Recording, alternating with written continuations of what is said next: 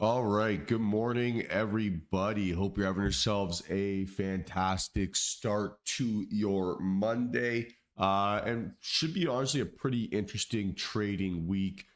Kind of been waiting for this Fed week for a pretty long time. This is going to be our opportunity for markets to give us like a personality change effectively, right? Where we can go from it being a market that was driven by tariffs for the first half of the year to a market that's now driven by Federal Reserve policy. So, base expectation, right, is that the Fed is going to cut interest rates here on Wednesday.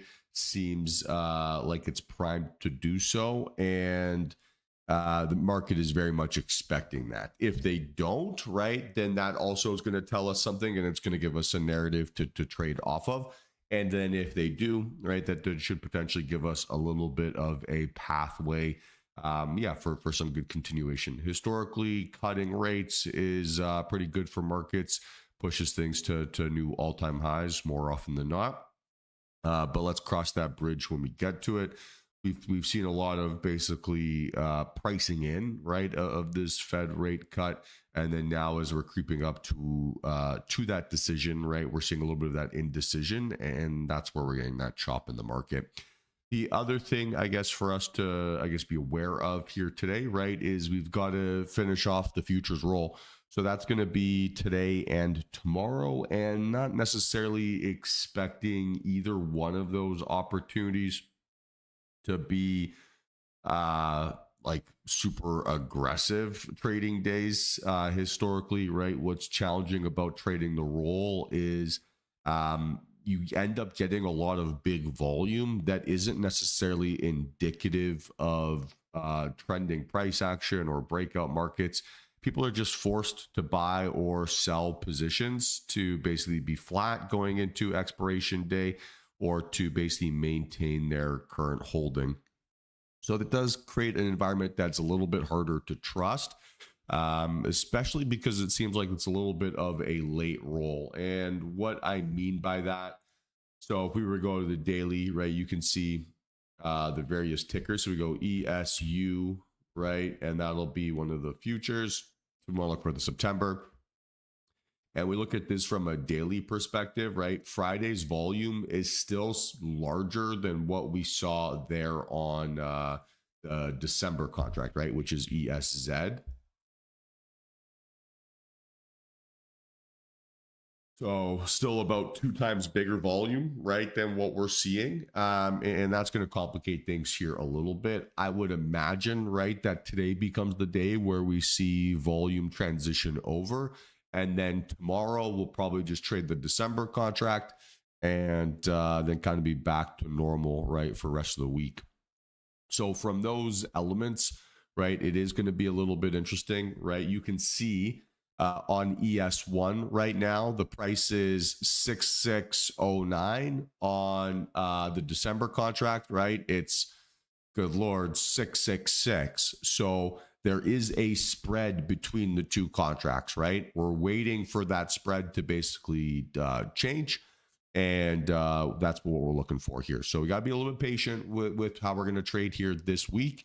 There's a lot of stuff that's in the way. I say this every quarter, and I end up never doing anything about it. But that week where there's FOMC and the futures roll, where it syncs up into being the same week, it's really, really challenging. So I want to be very, very patient here. I don't expect today to be a trading day necessarily.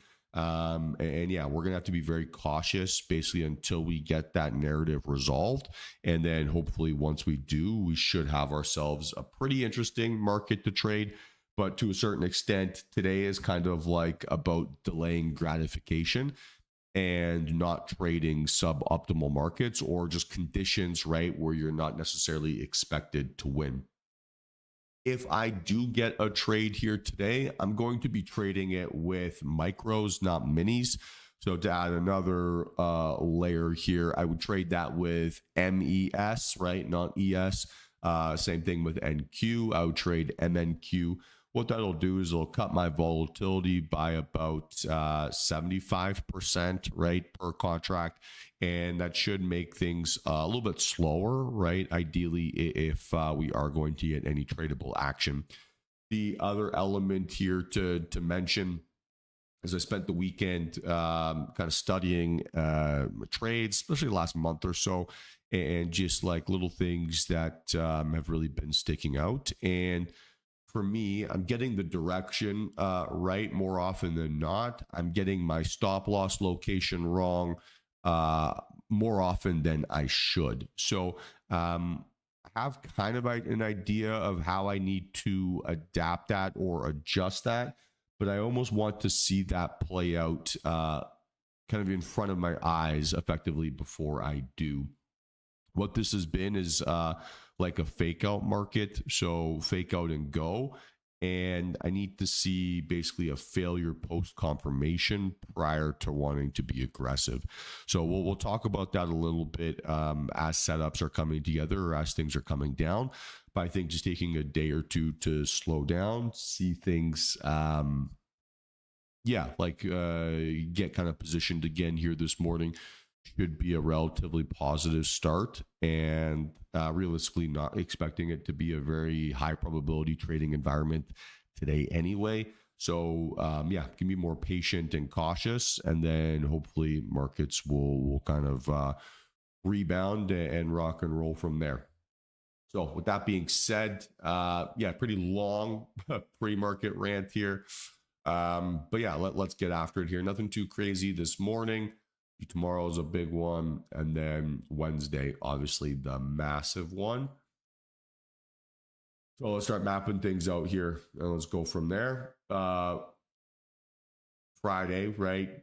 Red candle, doji, increasing volume, gap up now here this morning. Pretty decent sized gap up.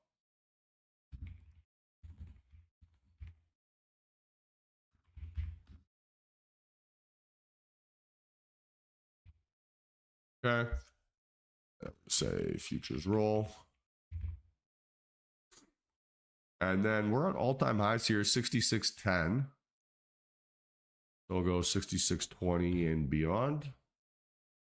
And then to the downside here, would be looking for a rejection above all-time high. And then a breakdown towards like 66.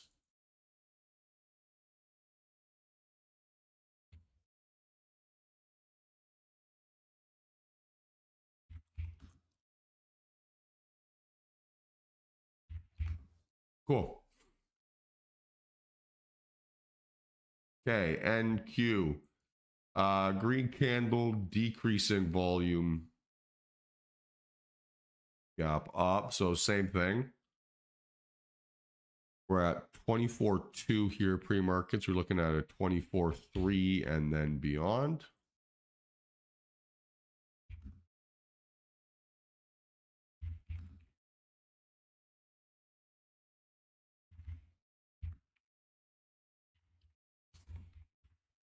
Okay, and then to the downside here, we'd be looking for, again, all-time high fake out, right? And then breakdown towards 24,000. Okay.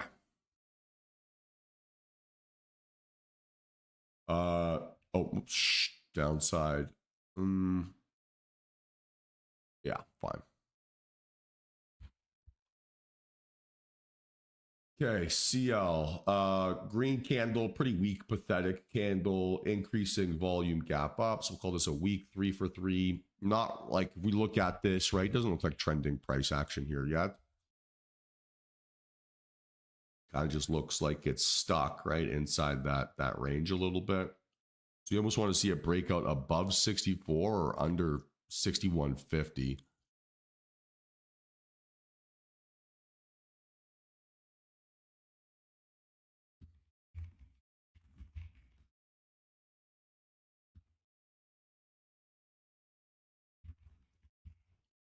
Okay. Apple, 3 for 3 here to the upside. Tesla, 3 for 3 to the upside. 424. Wow. Microsoft, 2 out of 3 with volume.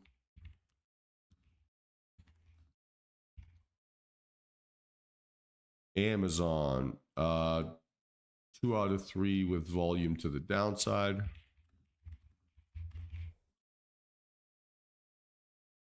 Nvidia, lower low, lower high, decreasing volume, gap down. So 1 for 3. AMD, 2 out of 3 without volume.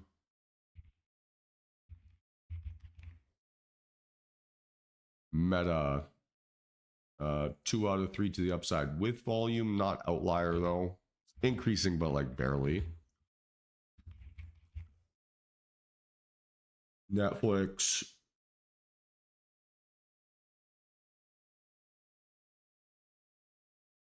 I guess it's technically a gap up. We'll call this a 1 for 3.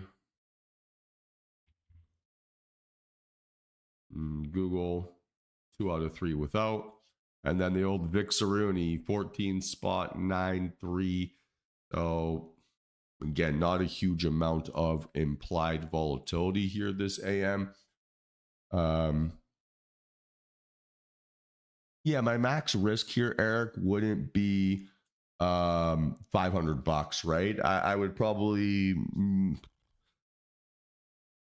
like really the whole point about trading micros here today is about basically just making it academic, right? So I don't expect myself to trade here today.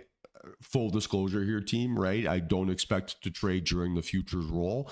It is a very low probability environment. So if I do trade, it's going to be, purely academic, right? It's going to be, I don't know, 1 or 2 contracts. Like it's going to be very, very small sizing just to practice something from an execution perspective. Excuse me, I'm still sick. This is ridiculous. So yeah, I'm really expecting it to be a slow and quiet trading day, or a slow and quiet start. And then the second half of the week, I expect to be a little bit crazier. And then for us to have like a little bit of a window from now till American Thanksgiving.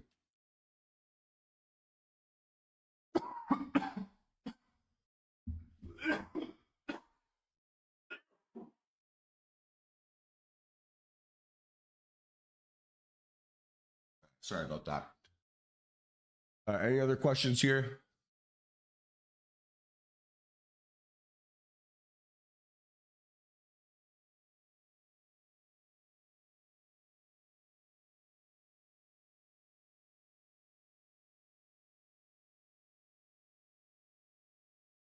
Yes, no, maybe.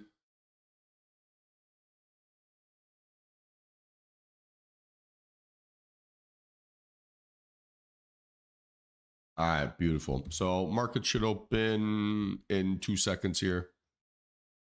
Oh, this COVID, this new COVID is real bad, guys. I don't recommend it.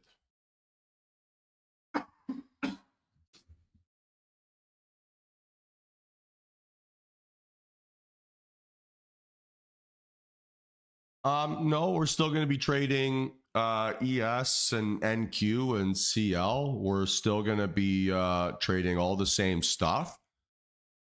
I'm just going to be trading the micros, right? So it's still the same ticker. Again, guys, I want to be very clear, right? I am not expecting to place any trades here today. I'm expecting this to be a 0 trade day. That's generally the case with futures roll. This is going to be our 4th roll here of the year.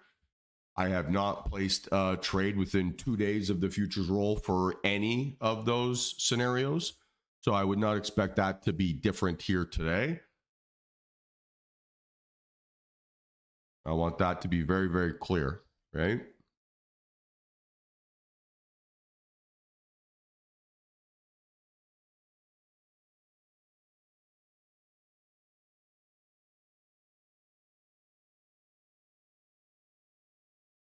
It's a very low probability event. And with the futures roll, the way that I use volume, you get a lot of deceptive signals. So like what I mean, what I'm gonna do pretty soon is I'm gonna map out my calendar for the next like year or so. And what I'm gonna pre-program, I guess myself, is next time it's futures roll going into FOMC, just to take those days off and then be back trading the FOMC session.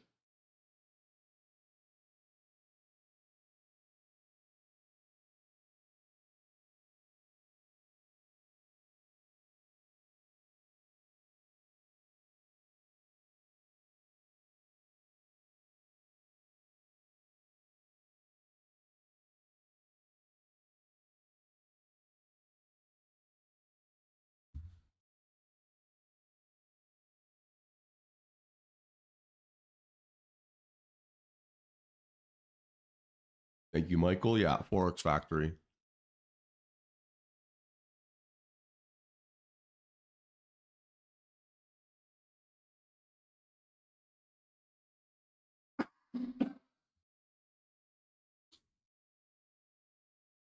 I will also warn you guys, like I'm kind of prone to some like ridiculous coughing fits every now and then. Um, so if that happens, I'll just probably mute myself. There might be a chance I forget to unmute myself once I'm done. If you hear just absolute silence for like 10 minutes, please let me know.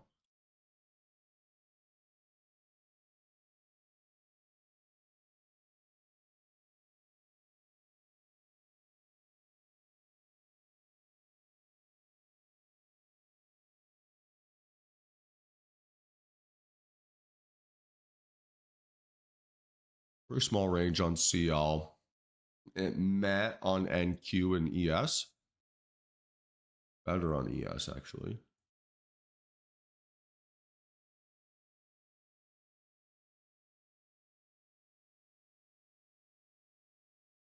Oh man, I've been on that, Greg, but unfortunately the I don't know, it seems to be a bit COVID resistant.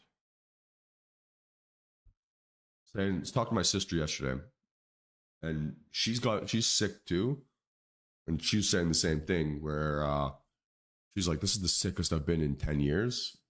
I feel like that's the same with me. I'm usually not very sick.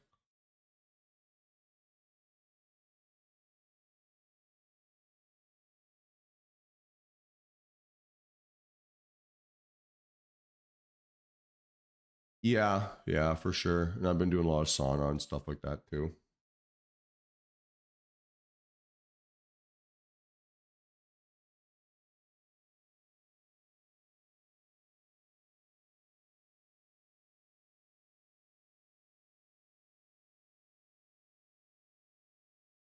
I think that's probably half the reason why I'm losing my mind is I've not been able to do any exercise for a week. I feel very bottled up. It's quite sad.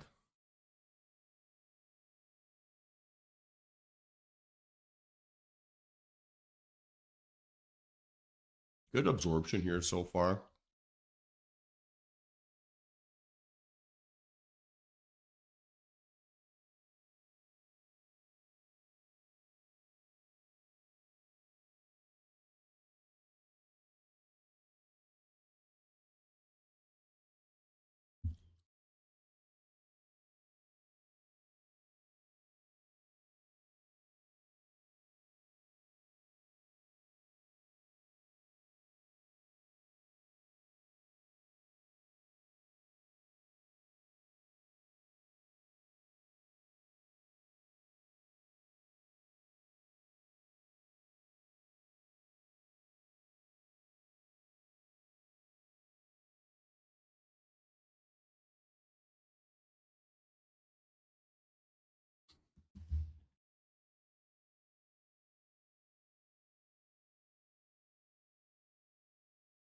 Pretty light volume to start, right? Now, again, we know that a lot of this is because the volume is split. So if we look at, say, ESZ,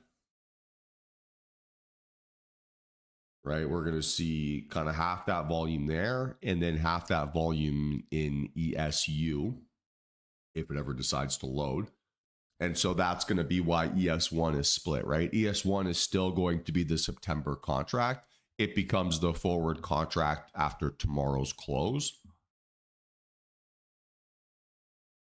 So it is still going to be a little bit split here from a volume perspective. Because volume is lighter per contract, right? You would also anticipate to get worse fills here today than you would historically, right? So you'd expect to see slightly larger slippage. You'd expect to see slightly more like erratic behavior inside the order book, things along those lines.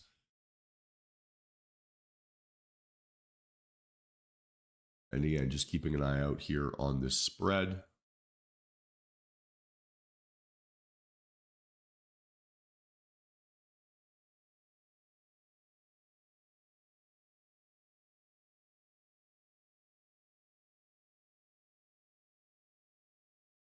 Yeah, I tried to do a big hike yesterday. Quite the struggle. We'll be fine eventually. It's just really boring.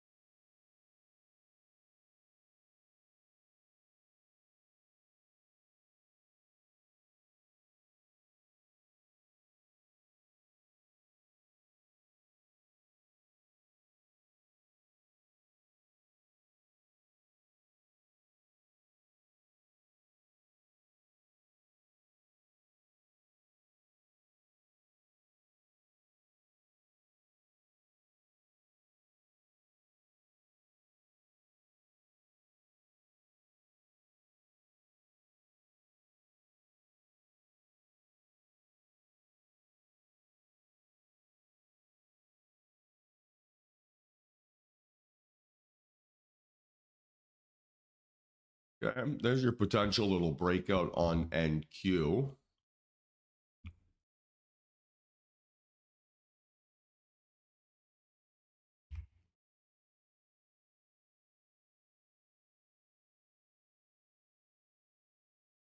But not increasing volume on the December, increasing volume on the September contract still. And what we would like to see here, right, is a fake out. So we'd like to see bears to establish some sort of attempts to reclaim, and then for us to make a little fake out lower low under them and then recover. We got a little bit of time here before this is going to come together.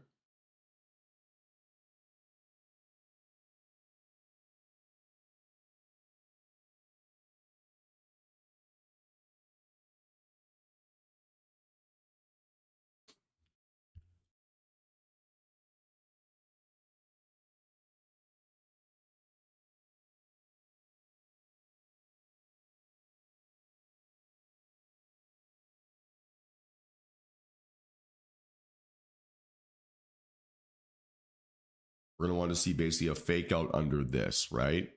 Once this candle closes, a fake out under that price, close back up above, and then we can look for an entry.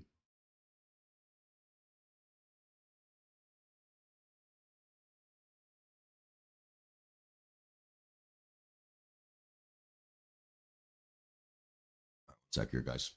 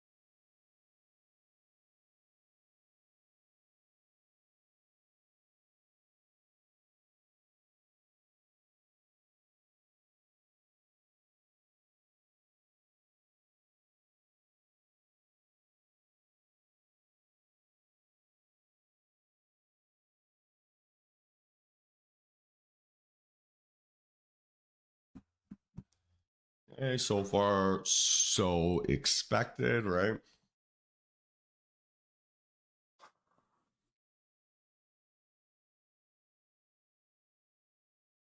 So again, now we're looking for a little fake out under that blue line.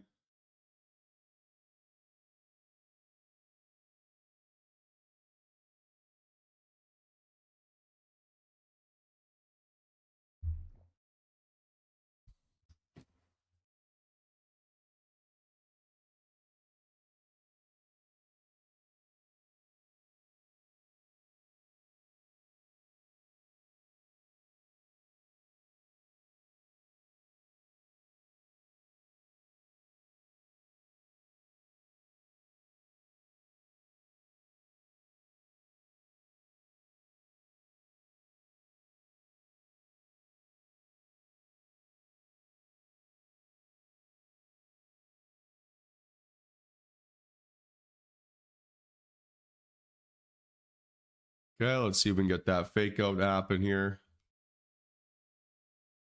Kind of twofold, right? We want to see it to make a move under and then close back up above that blue line.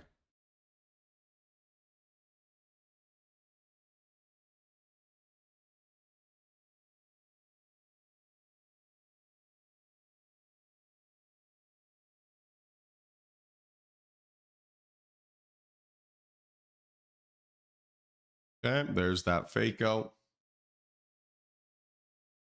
We got 90 seconds here.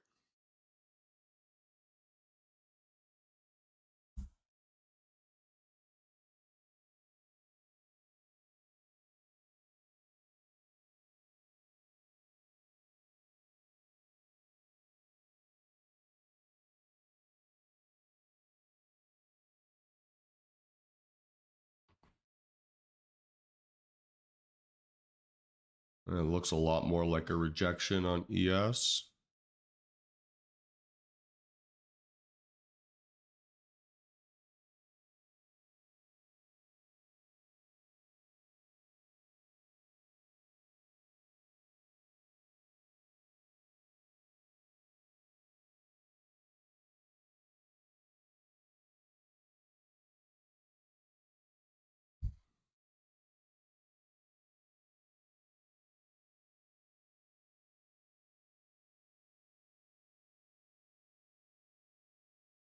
It looks a little bit unlikely to be a close up above 211.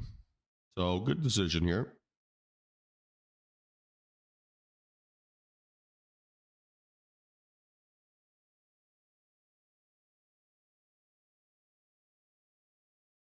Yep. And again, this is what we expect here this week, right? Big volume is going to lead to big volume selling. Big volume buying is going to lead to big volume selling. Big volume selling is going to lead to big volume buying.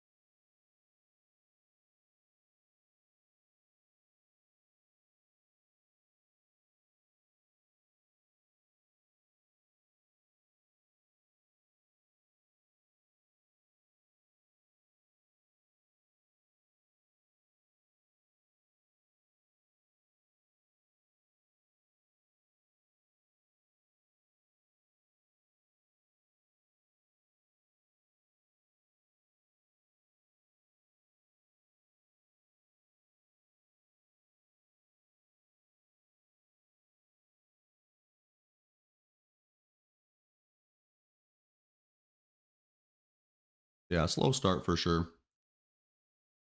Again, as expected, right? This is the sort of the status quo for this week.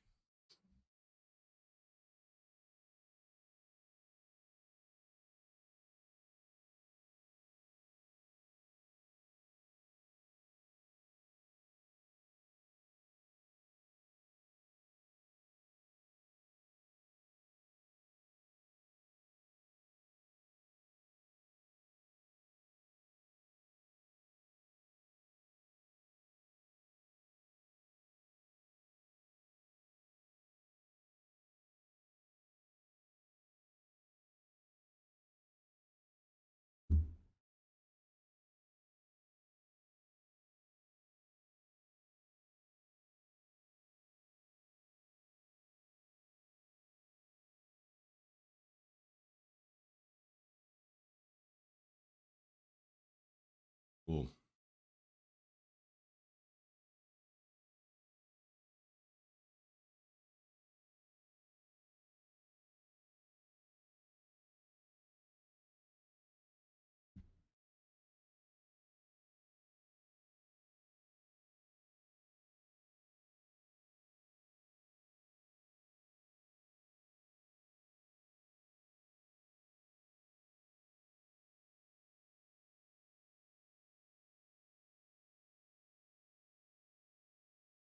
Very much feels like price is stalling here early. Again, as expected, right? I don't want to be too dramatic here. This is kind of what we expected. While we have a little bit of time, um, Kiki, I want to give you your flowers. Your consistency in taking payouts over the last year or so has been honestly tremendous, and you should be very proud of the success that you've created for yourself here as a trader. I think, yeah, you should be very, very thrilled with your performance, and everyone, yeah, should very much congratulate her on what has been an epic year with DTR. Another 3K pulled the other day. That's awesome. Let's go.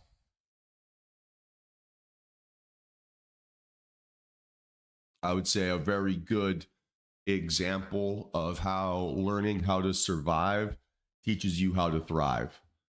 So really, really well done, Kiki.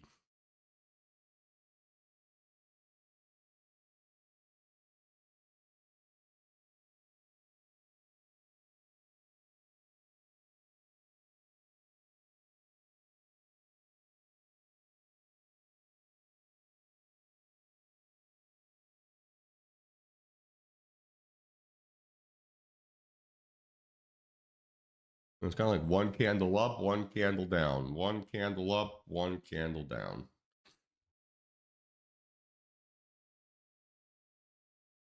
Like the Colts Broncos game yesterday.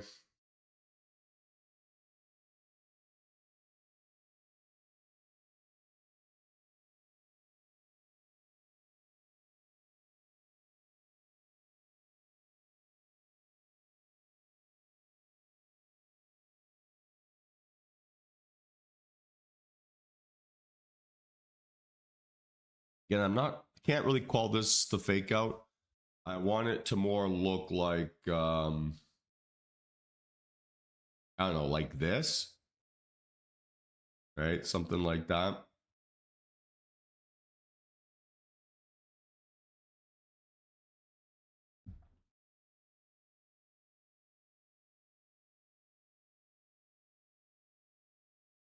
Let's go, Bryce. Nice work.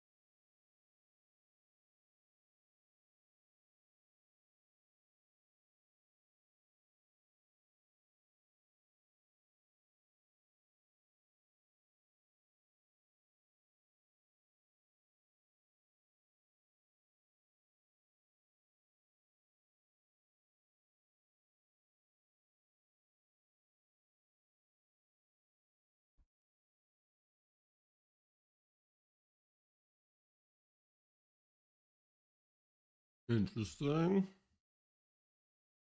So yeah, if we could establish the fake out and go, I would be potentially interested there.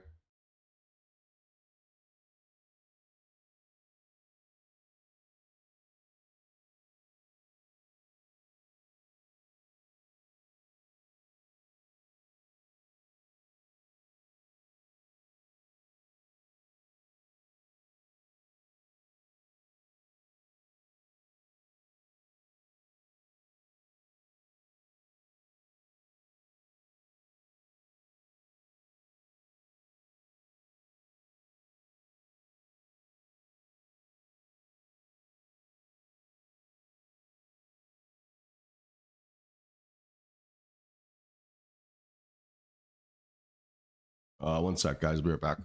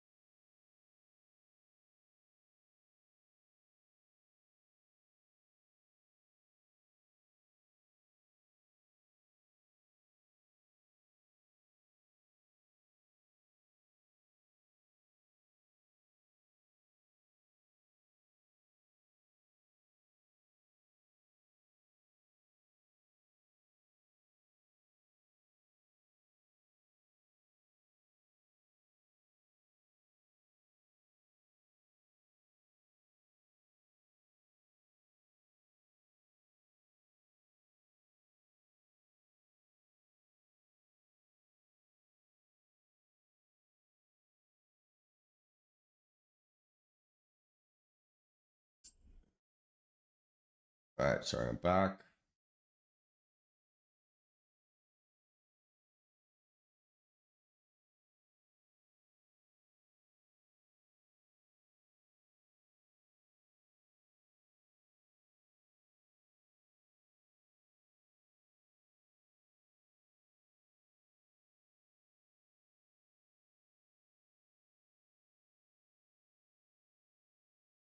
Yeah, we'd like to see a pretty aggressive fake out first. Guess in hindsight, this was one, not maybe the way I would have expected it to come together, though. Kind of would have wanted that to be a one candle fake out, not a 2-1. A two candle fake out starts to become like maybe like galaxy brain to talk yourself into it.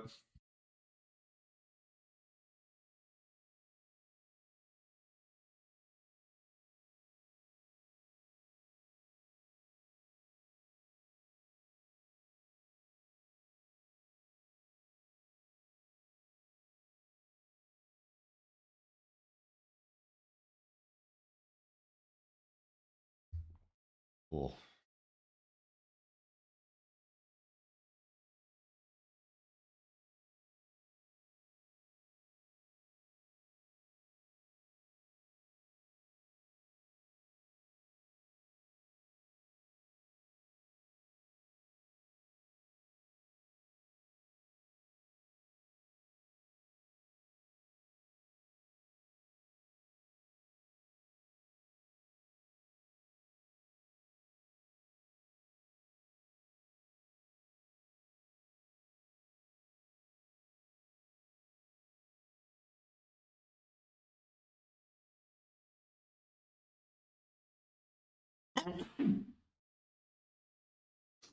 Excuse me.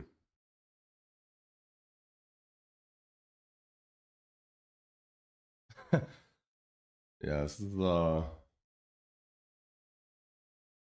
something else.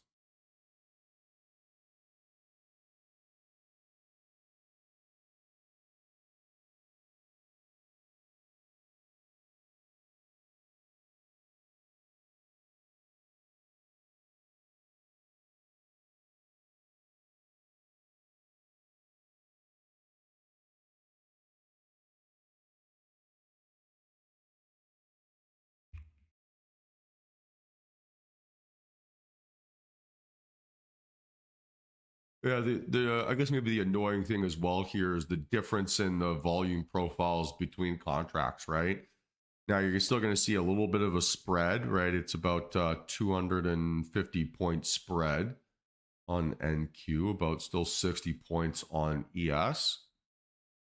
The decreasing volume here is annoying versus the increasing but not outlier. If I could maybe see a consistent story, I could, talk myself into it a little bit more.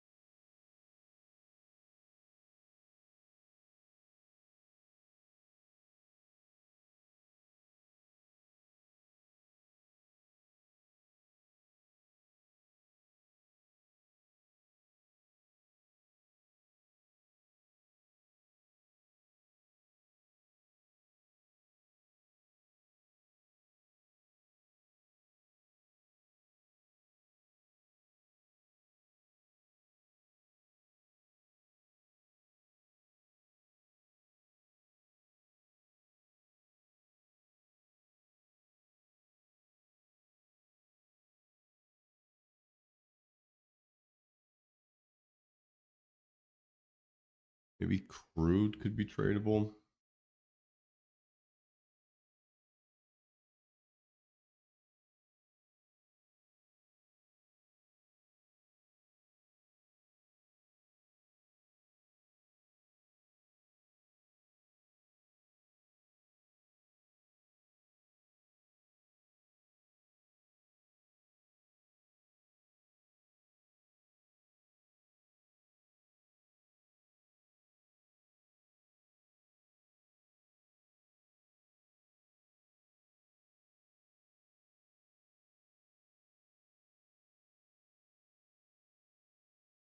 So for sure, a better volume profile on the December on ES already, I would say. Like there's more volume, right, on the candles on ES said. By about like 50%. That's a pretty significant difference.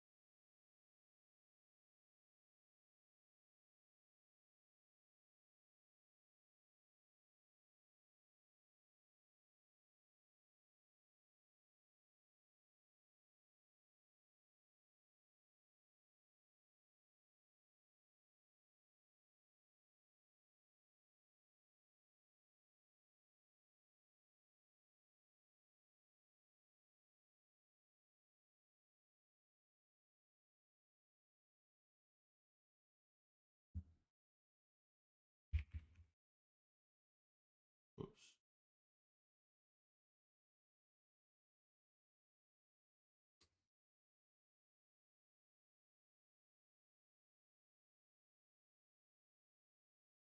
Again, this maybe will be our little fake out spot.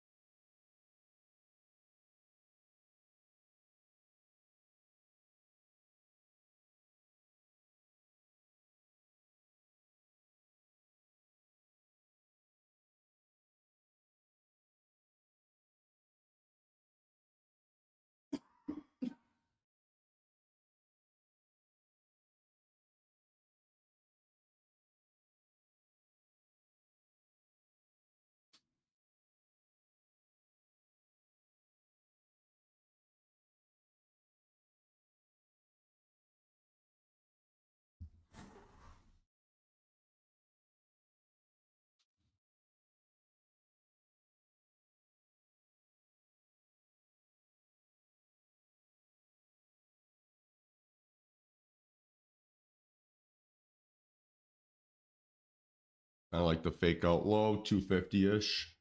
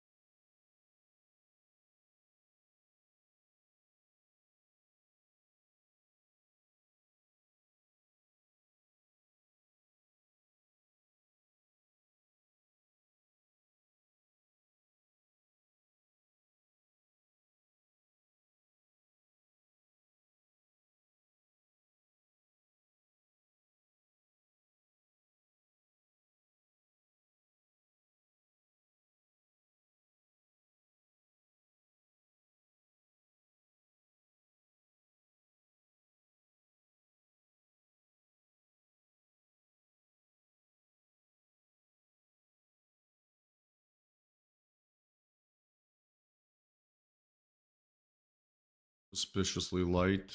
What was the October B?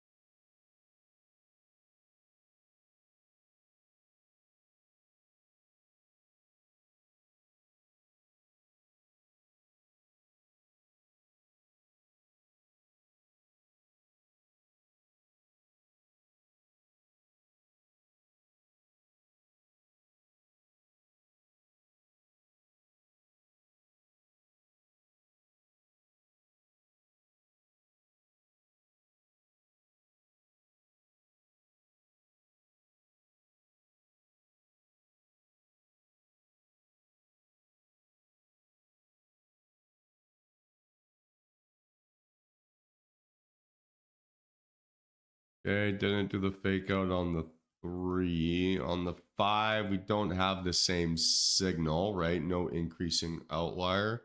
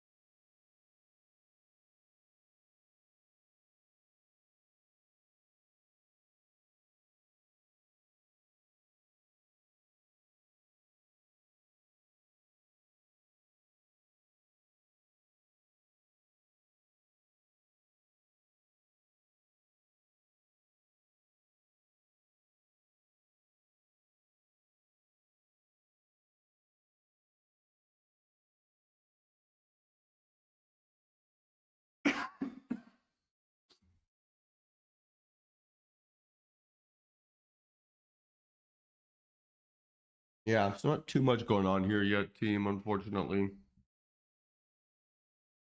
It's going to be a boring morning.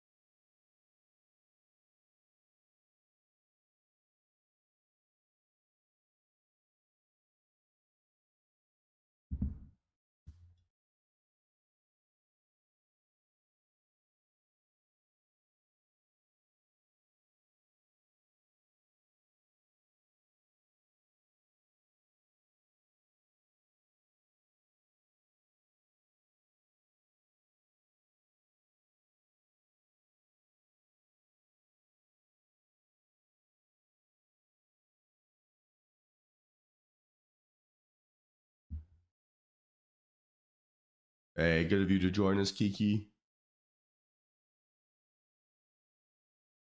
We're giving you your flowers for your incredible consistency.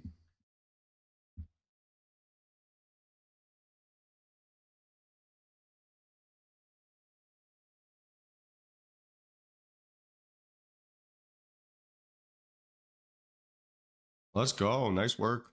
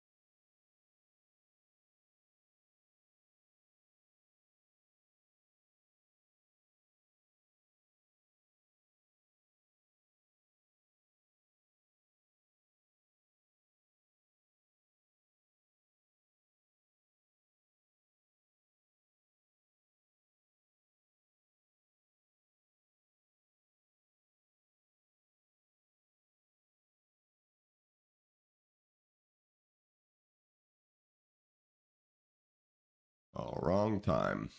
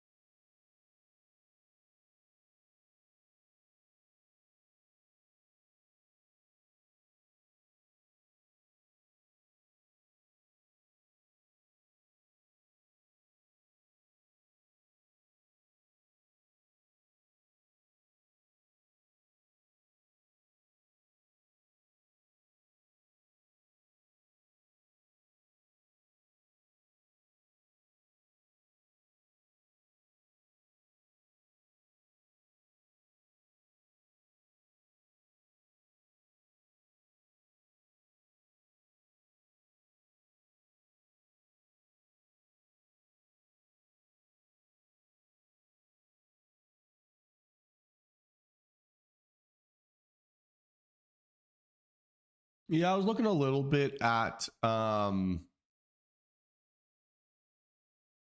like just a tradable list of names in a universe. I mean, I think that realistically, they're probably very similar statistics.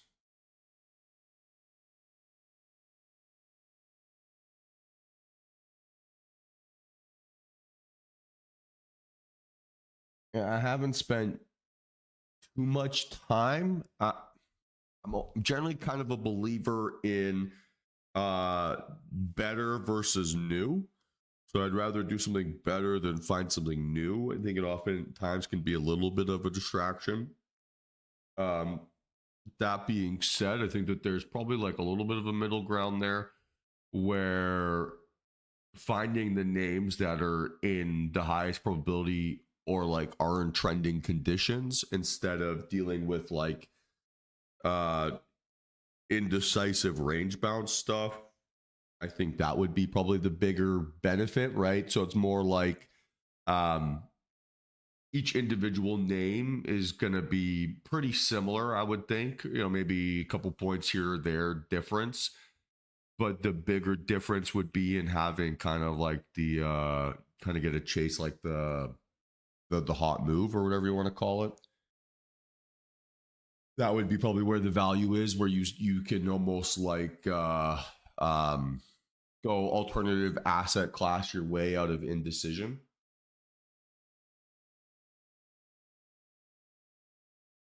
I don't know. I would need a little bit of time, like focus time away, probably to do that properly.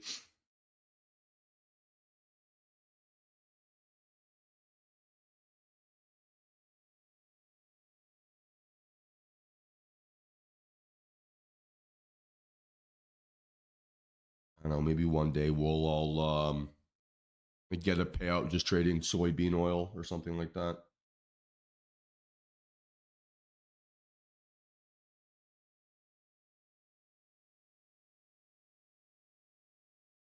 I think maybe the best way of phrasing it is there's like a fine line between overcomplicated and complicated enough. Right? Sometimes it can be really easy.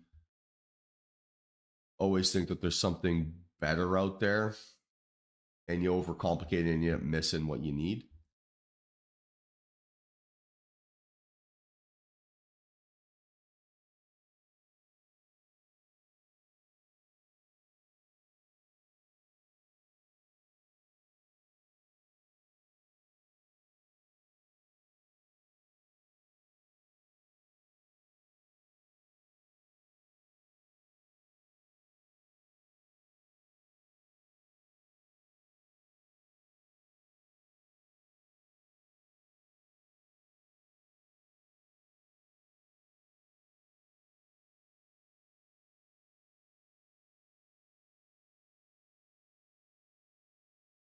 I was kind of drifting a little bit here.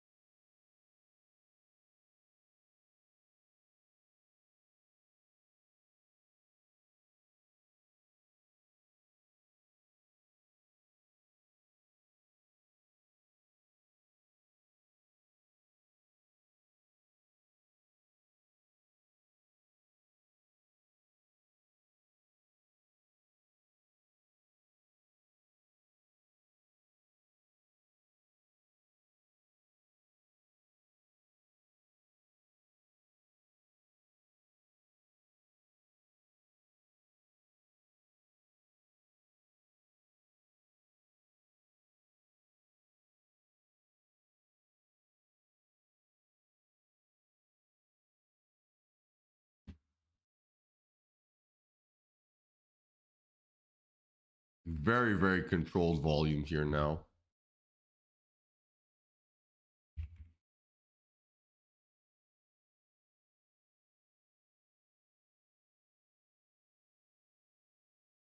This is I guess I want to be kind of careful how I phrase this, but people always talk about how institutions are manipulating price or market makers are rigging the game or like things like that. There's a lot of like that type of speculation.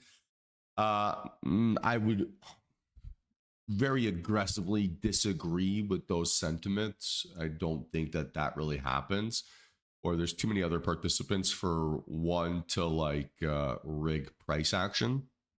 The closest we get to it, I think, is during the futures roll. Because like my job, if I were to trade this institutionally, is I would try to be like eliciting big volume orders, right, to show up, to come in so that I could transition my position.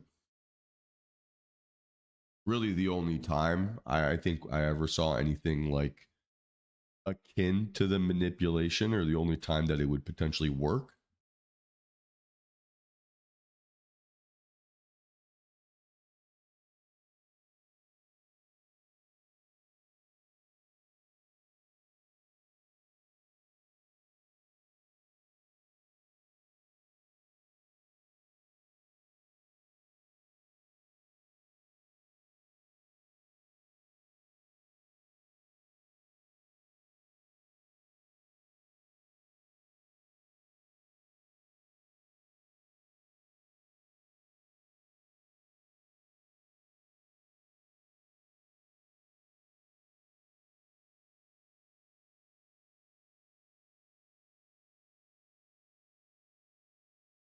Yeah, pretty slow so far today.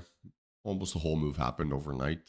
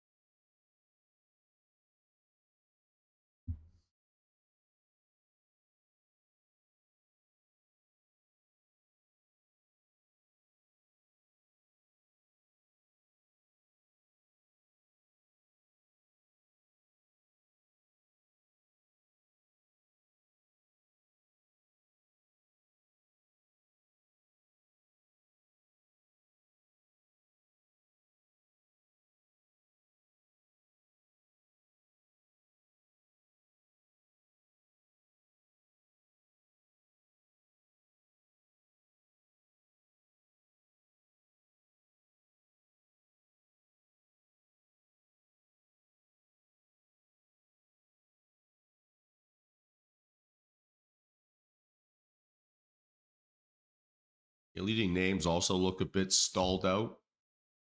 VIX has increased 15 from 14.92 at open.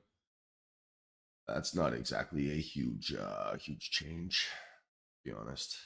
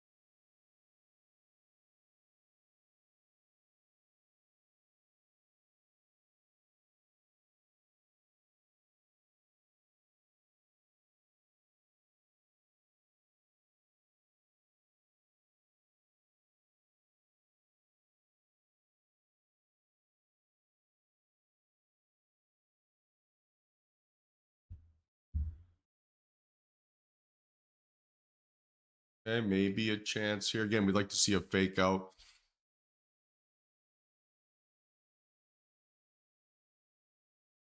Yes, looks a bit more cup and handly.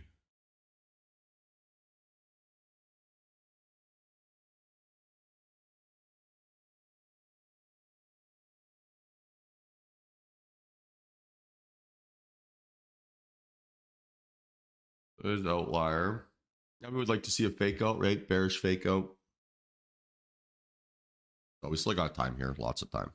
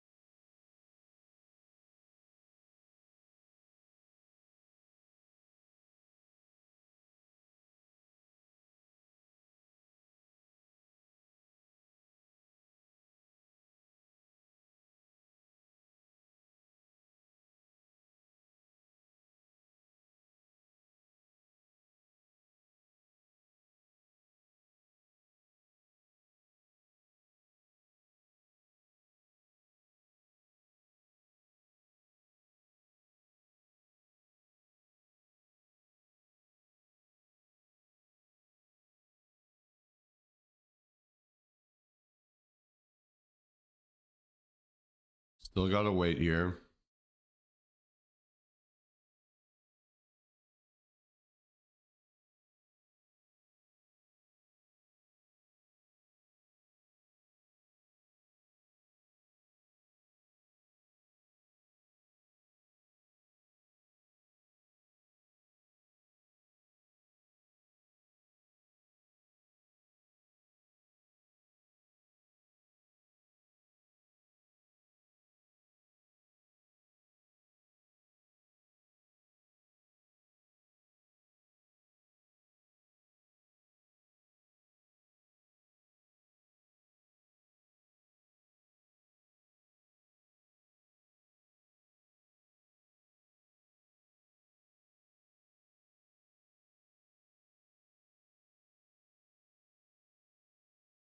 Yeah, I'd say if it fakes out here around high a day, right? That would be the starting point for us to watch.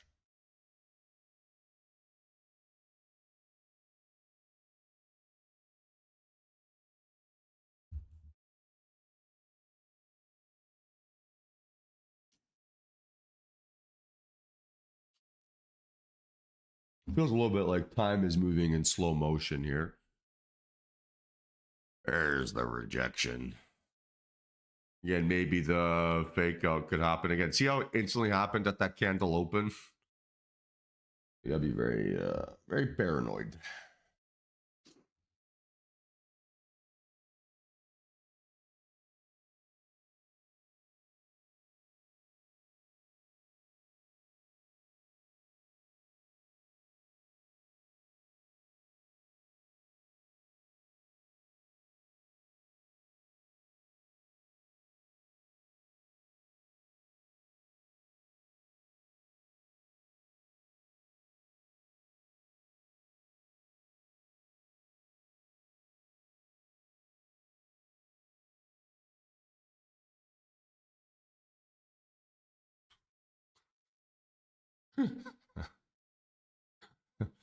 Jesus Christ, what was that?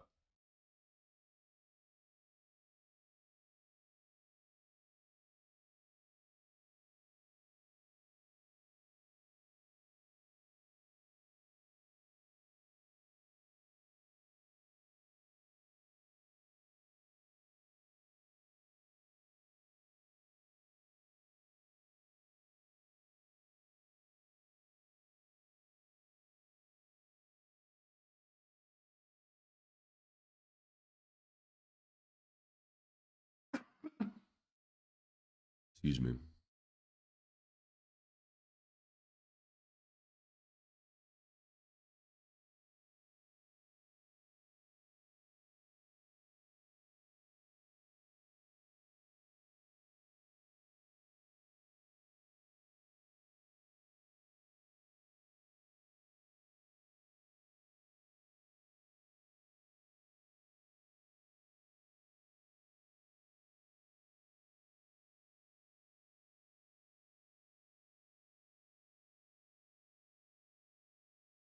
Again, maybe this is like our little fake out opportunity here.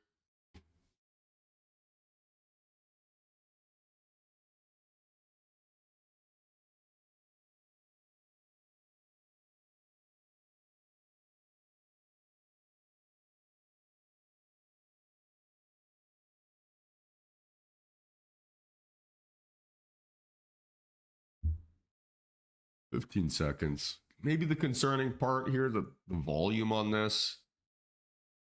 Man, that's one big candle up, right? One big candle down worth of volume. Kind of like equaling each other out. I would be very not surprised if they ended up being effectively the same number.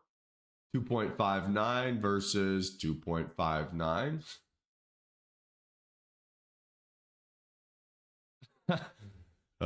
Sneaky bastards.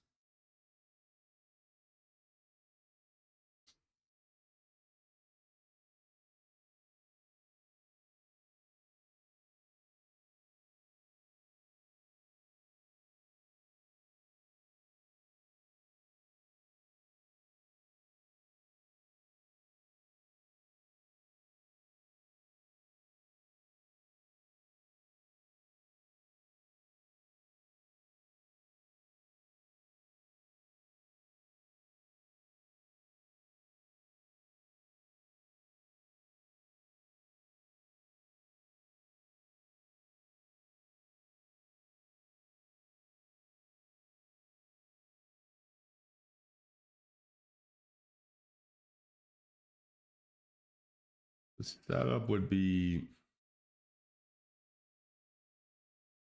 something like this. Feels a little bit galaxy brain, maybe.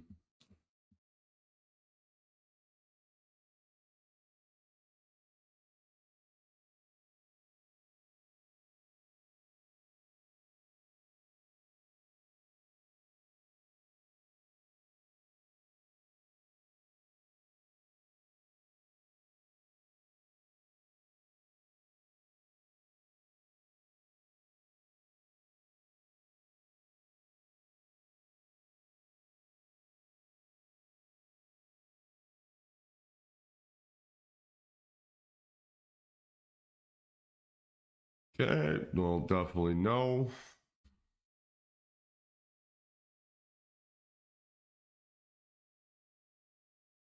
How's everyone feeling today?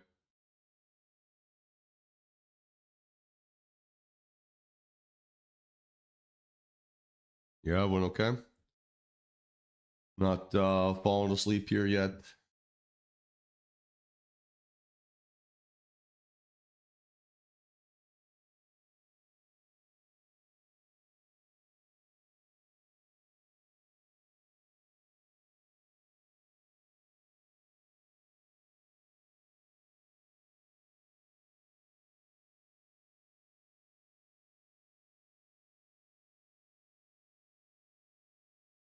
Yeah, JJ McCarthy might not be him. Sorry to say that. That's probably true. It's I would say the hardest thing about being a little bit sick right now is it's making it very difficult to accept that the summer might be over. And I'm really mentally struggling with that.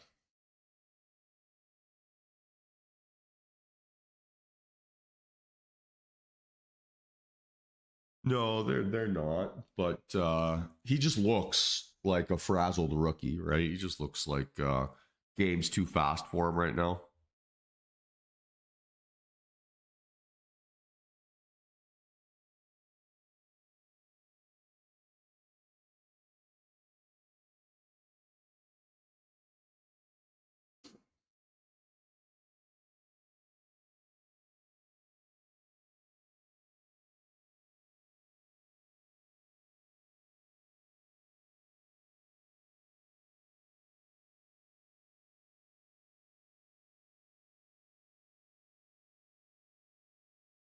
Inside bar.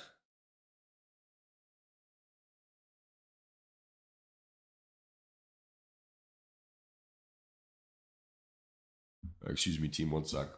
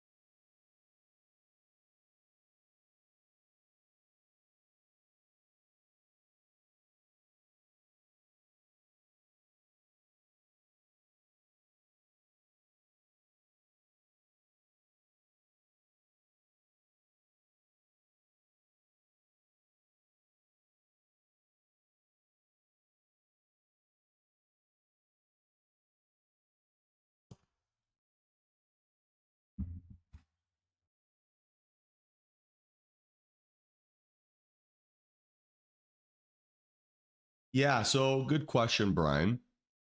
So there's a couple things that would restrict him. One, if he were to purchase more than 5% or intended to purchase more than 5% of XYZ, right? He would have to register that interest with the SEC, declare that before he does it, and basically everyone would have to get like notice that that was his intention. The other element, right, would be he might just end up cannibalizing himself, right? So let's say that he buys a million shares, right? Takes all the supply of available shares and he kind of creates a short squeeze. If there's no shares left and he's the vast majority of the market, who's he going to sell to, right, without absolutely tanking his price?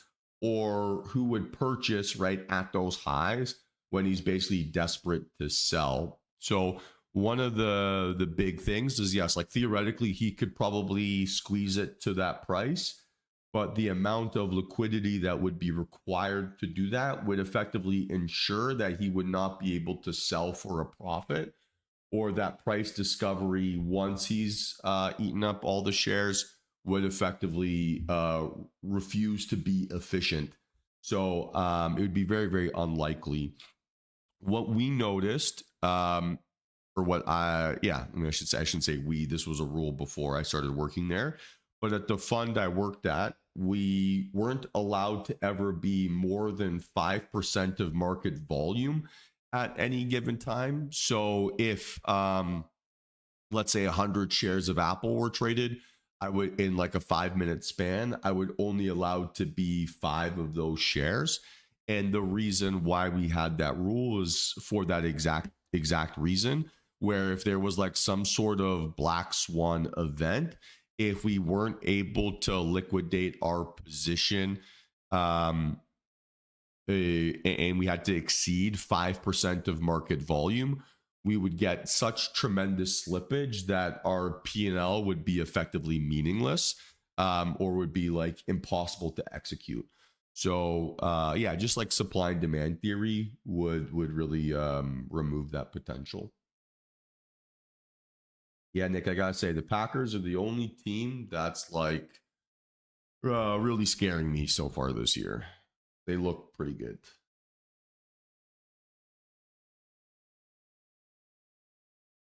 I'm annoyed Jerry Jones didn't trade Micah Parsons outside of the conference.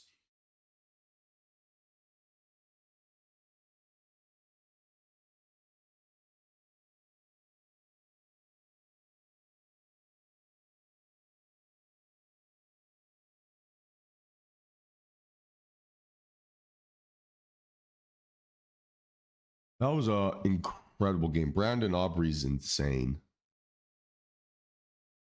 But like I think probably sums up the Cowboys really well when their best player is their kicker. It's like, yeah, it's awesome to have a really good kicker, but if you have a really good kicker, but you're a 500 team, it's like, what's the point?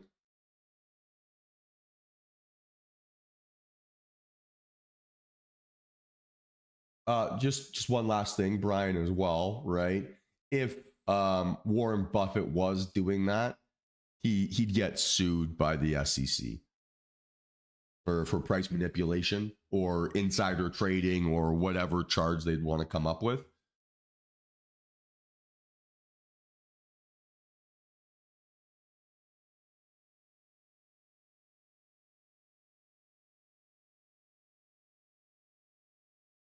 Yeah, I would say the best part about being sick is I had all the excuses in the world to watch football all day yesterday. It was beautiful. First full Sunday of watching ball. Oh, what a day. What a life.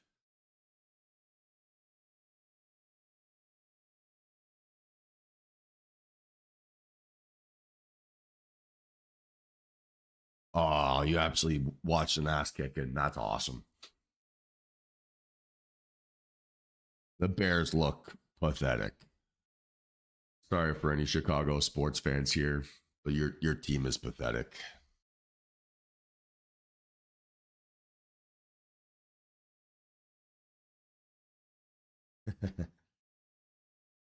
I don't think I'm saying anything that Bears fans wouldn't say themselves.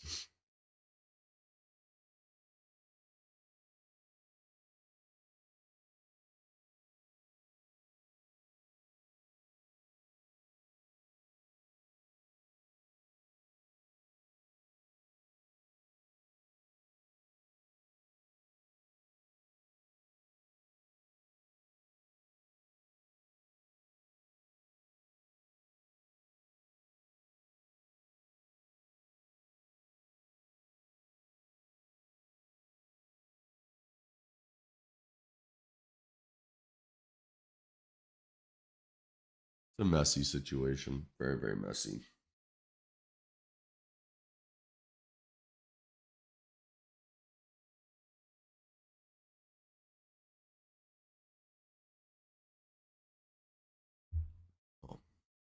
Oh, one sec here, you guys. Sorry.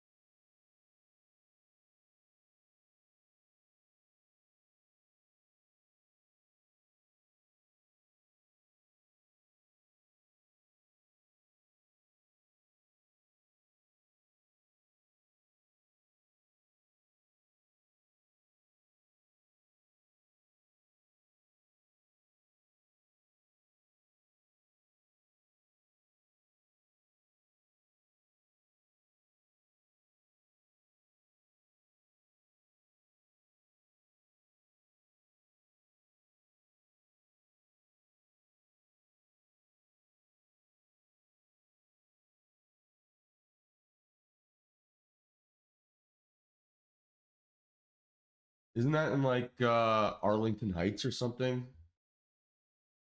The area, I think, Sonia. And I'm always sad to see teams like that have a downtown stadium move away from downtown because it does make the sporting experience so much better.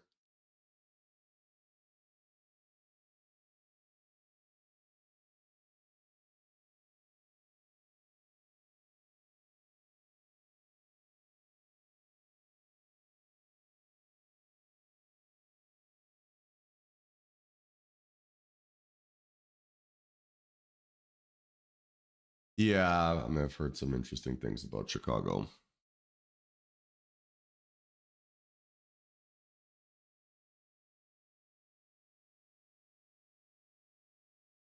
kind of like manipulative volume a little bit.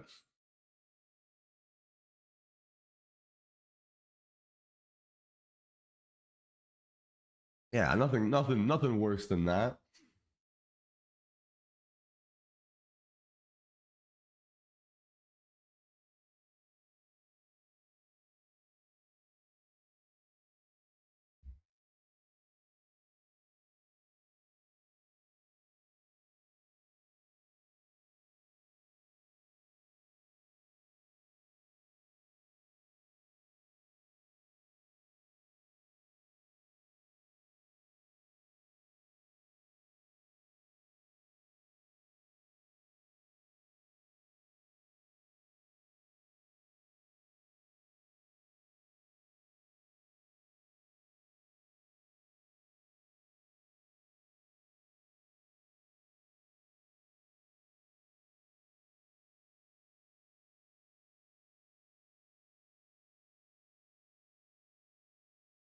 Ugh, I don't know if anything's gonna happen here today, team.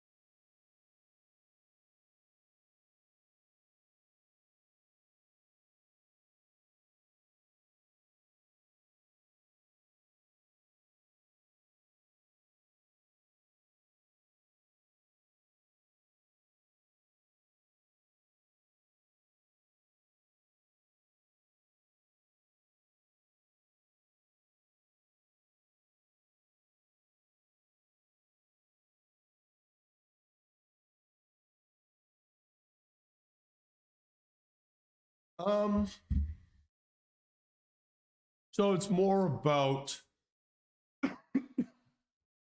being a little bit more like proactive and basically just like managing burnout.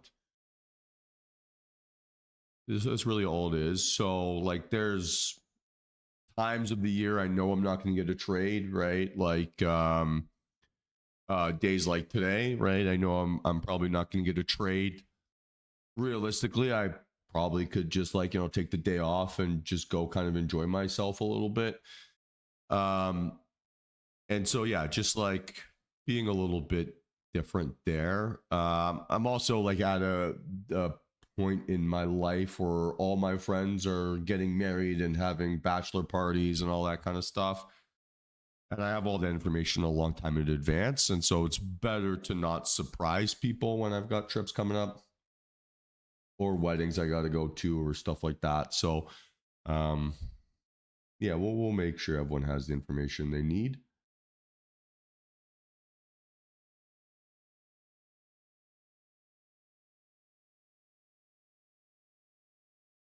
So it's more about that. As for like setting goals and like studying that stuff, I tend to do that over the Christmas period. So usually over Christmas I take a week off, just no interest in trading over the holidays, kind of till New Year. And that's usually when I do my self reflection and like set goals and do things along those lines. Yeah, the other stuff is just to make sure I'm trading my best. Like the reality, and this is going to be for everyone, but we trade our best or we feel our best in our jobs when we're also doing cool things outside of work. And I have a little bit of a tendency to just get really tunnel vision on projects or on things I'm working on, and then kind of lose the forest from the trees. I need to be a little bit more proactive in managing that because it's not worth it.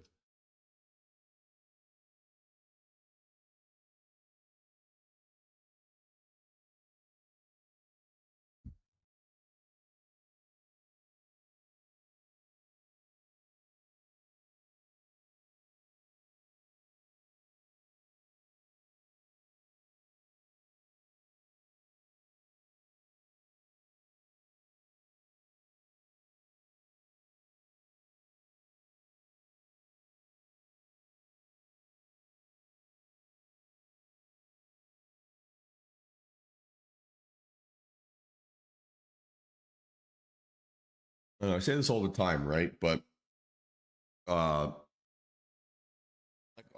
I think our job as traders, to a certain extent, is to optimize for freedom, not necessarily for just like staring at the market. I don't necessarily understand what the point of making money is if all we're gonna do is just like become a slave to our screens. And every now and then when I feel like I'm a slave to the market, I think that's probably when I get my like self-loathing.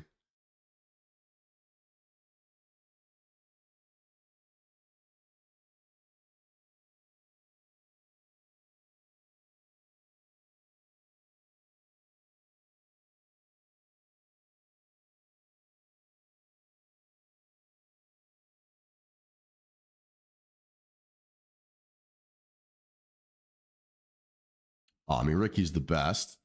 He hates me right now because I'm not being able to give him very much exercise in the last week.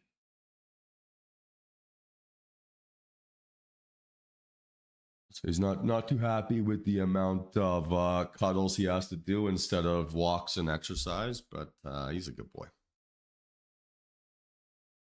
And I mean, I'm pretty sure that's like why I don't trade crypto and Bitcoin is because it's a tradable market 24 hours a day, 24/7.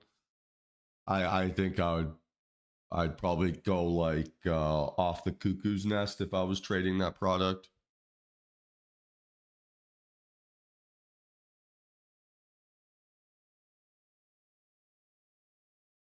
It is so easy. It's so easy to think, oh my gosh, more time equals more profits, but you don't make profits in trading if you feel like shit. If your mental capital isn't there, if you're not feeling your sharpest.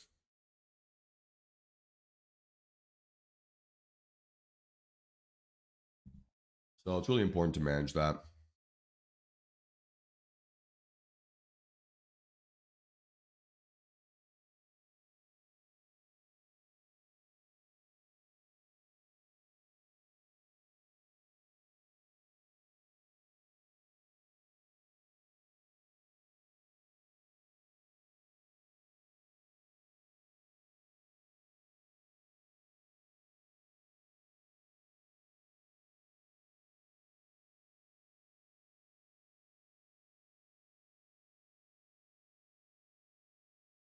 I don't know, team. Any questions here? I'm not sure I'm going to do too much else.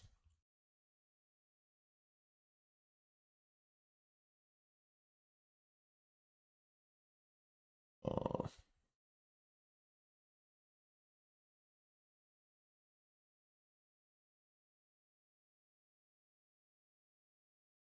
so, in my opinion, no valid ORB trades to the upside here. Sorry, Earl, just seeing your question now. Because not outlier volume, right? So we've had increasing volume, but not outlier volume on this breakout. We only saw it on the short-term contract or the December contract, but that was one where volume was still less than what we saw in the September. So kind of challenging to trust.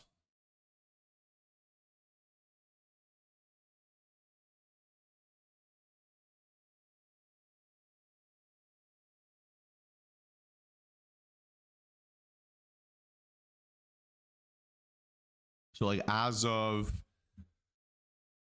I don't know, guess give or take now, right? We still have about 1.5 million contracts to roll. That's a huge amount, right?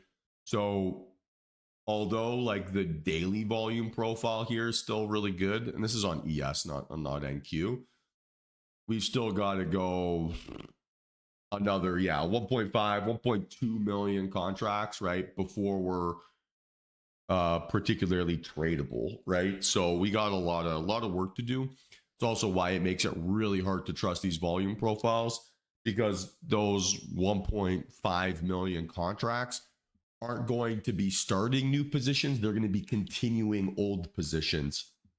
And so a lot of the volume or the oomph we get is very, very deceptive.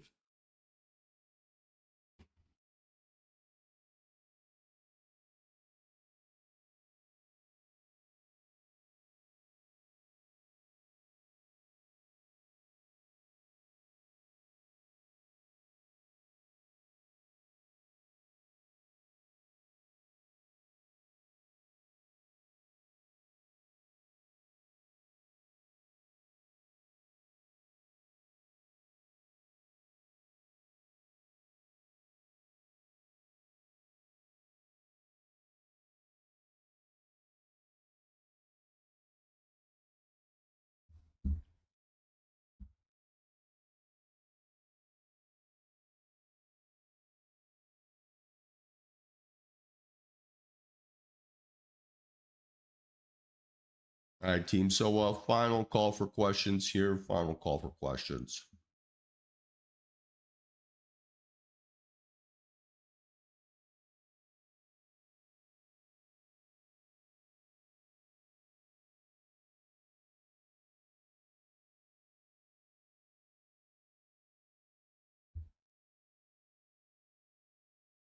Thanks, Tony. I probably got another week of this bullshit, unfortunately.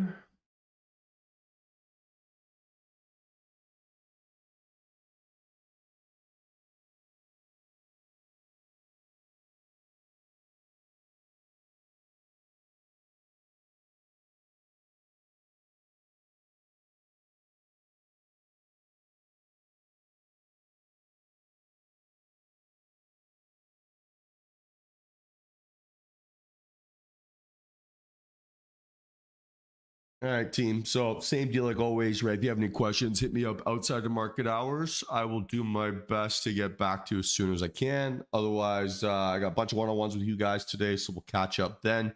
And then hopefully tomorrow we're trading the December contract. It's a little bit smoother, and we can get kind of back to action.